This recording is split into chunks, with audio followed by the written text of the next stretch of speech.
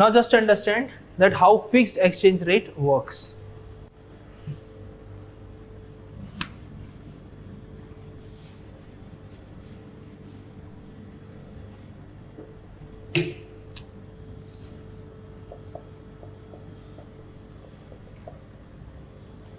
Suppose for example 65 rupees a dollar. I would love to explain this with the Chinese currency, but just to connect with you, I'll explain with rupee. So India is not following fixed exchange rate, make it clear. But for the sake of example, I'm taking rupee. Getting my point? Suppose this is the rate fixed by Reserve Bank of India. And this is a condition India was following fixed exchange rate before 1991. So what happened? Suppose for example, demand for dollar goes up. Demand for dollar goes up. What will happen if we are following flexible exchange rate? Rupee will appreciate or depreciate? Yes, please. Are we clear? Suppose, listen carefully. If this is the rate fixed by Reserve Bank of India, that if you want dollar, you can exchange at 65 rupees a dollar. Understand dollar as a commodity. If you understand dollar as another currency, you will be confused. But here, consider dollar as a commodity. Suppose for example, this is the commodity. If you want to purchase this marker, you have to pay 30 rupees. Same for example, consider dollar is a commodity. And if you want to buy $1, you have to pay 65 rupees. If I'll say dollar becomes costly, then rupee depreciate or appreciates? Depreciates, are we clear? Because when I will say dollar becomes expensive, you have to pay more than 65 rupees. Getting my point? Aap koi confusion to nahi? Consider dollar as a commodity. Now for example, if I'll say dollar appreciate, the value of a dollar goes up. What will happen to rupee? Depreciation or appreciation? All of you are with me? So rupee depreciates. It means you have to pay more rupees to get the same amount of dollar. Getting my point? Now suppose for example, central authority, that is Reserve Bank of India, is not following this market exchange rate system. So it means there will be no depreciation on rupee. Getting my point? Because we are following fixed exchange rate system. So if we are following fixed exchange rate system, it means demand for dollar goes up. So at 65 rupees, obviously you will demand more dollar in comparison to the depreciated rupee. Getting my point? Suppose this is the actual market value of rupee vis-a-vis dollar. This is the actual market value, but India is following fixed exchange rate. In our example, India is following fixed exchange rate. Then RBI will not intervening. RBI is selling dollar at 65 rupees a dollar. But the actual value is 70. It means RBI had to devalue its currency. But RBI is not doing this. What will happen? What will happen?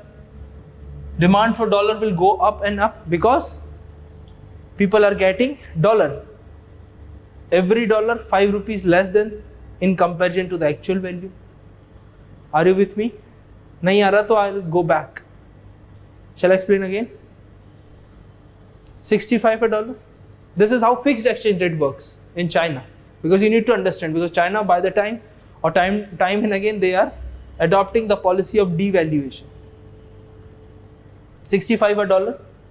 It means now you will get you have to pay 65 rupees in order to get $1. But the actual rate is 70 rupees. If you are keeping this exchange rate, people will buy more dollar because you are selling at a lesser price. All of you are with me? Then what happened? You have to supply more dollar. The supply of dollar will go up. And from where you will supply more dollar? Obviously from your export receipts, and last resort is your foreign exchange. So your foreign exchange reserves go down. If this is the situation, imagine in 1991, RBI had to devalue its currency. Otherwise, there will be a drain in foreign exchange reserve. And if you remember our discussion of economic reforms, at that time, only 15 days of import cover was there. You remember the word import cover. Only 15 days of foreign exchange reserves were left. Getting up? That is why, if you are following fixed exchange rate, but just to counter the excessive demand of dollar, central authority have to devalue its currency. But in flexible exchange rate, it will depend on the demand and supply. So it will adjust on the basis of market exchange rate. This we cannot say is a market exchange rate because it is pre-decided by central bank. Still any confusion? Okay, good.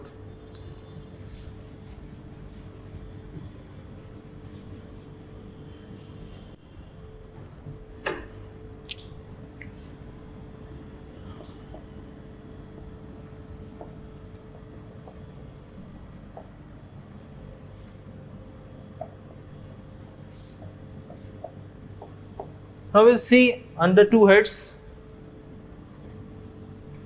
Now coming on to India's perspective, current situation. Okay? Who will demand dollar in India?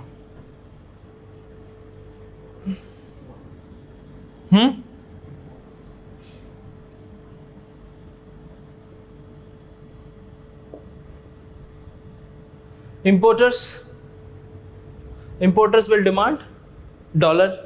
So whenever they will approach RBI, they will demand dollar. It means the demand for dollar goes up. And what will be the effect on rupee? It depreciates. Another, which type of investor? So Indian investors. Indian investors will demand dollar. Like for example, if TCS wants to invest somewhere in United Kingdom, obviously they will demand dollar or pound, and they will invest in other country. So Indian investors will demand dollar. Another example of Indian investor is if you are investing in New York Stock Exchange, you will demand dollar. Getting my point? Because, chalo, theek hai. We'll explain later. Any other thing? Government providing grants and rates. That is also, but that is from the government's perspective. Any other? Tourist, yes. So, which type of tourist? Indian or foreign? Indian tourist.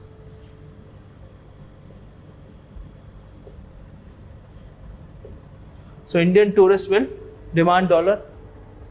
Suppose you are visiting United States of America, you will demand dollar. You will keep dollar with yourself, and then you will visit United States. Getting up? Last one, important one. Withdrawal of foreign investors.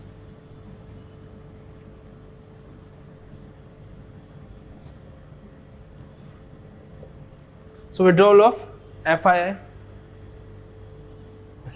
Who will supply dollar? Now it's very easy.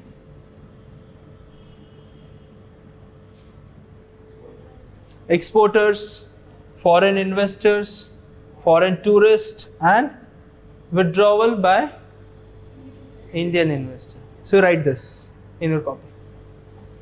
Write like this only. There's no explanation. If you want examples, I'll give you examples. So after bracket, you can write one example.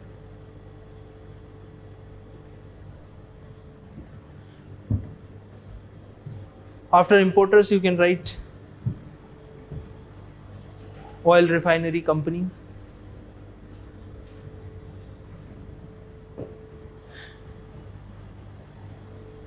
In Indian investors, example is any company, TCS, Reliance, etc.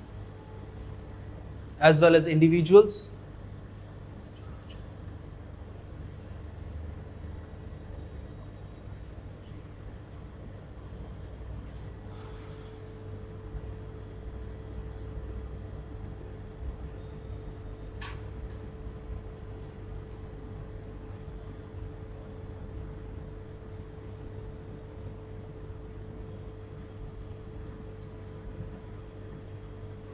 Done?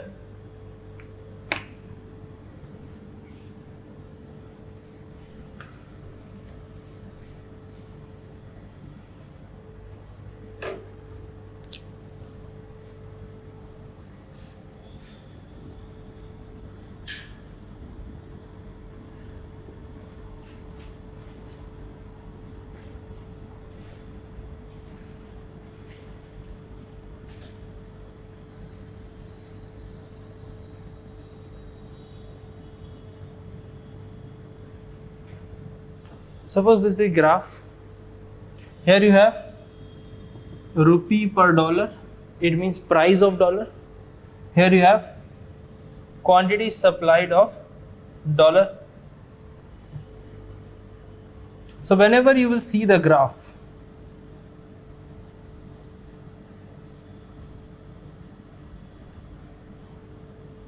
suppose this is 2017 Q1, then we have Q2, Q3, Q4. Here you have 2018 Q1, Q2. This is how the graph of rupee looks like. Suppose, for example, how RBI sets its that bracket band. Here, for example, suppose the bracket is of 5%. It means between 60 to 65, RBI is comfortable if rupee remains within this limit. But due to heavy depreciation, and if RBI is comfortable with the new normal, getting my point, then RBI can shift this bracket. Again, we are here. Graph is maybe perfect. Q1 2018, we are around 72. But for the new position, RBI is comfortable even in this. So this bracket is keep on shifting according to the economic situation. Now RBI is relatively comfortable in 72. If rupee will depreciate once again, what will happen? Maybe RBI is not comfortable and the bracket remains like this. Then RBI will arrest the extra depreciation happening in rupee and will try to control rupee within this bracket. This is how managed float works. Draw this diagram. So we'll get, with the help of this diagram, we'll get everything.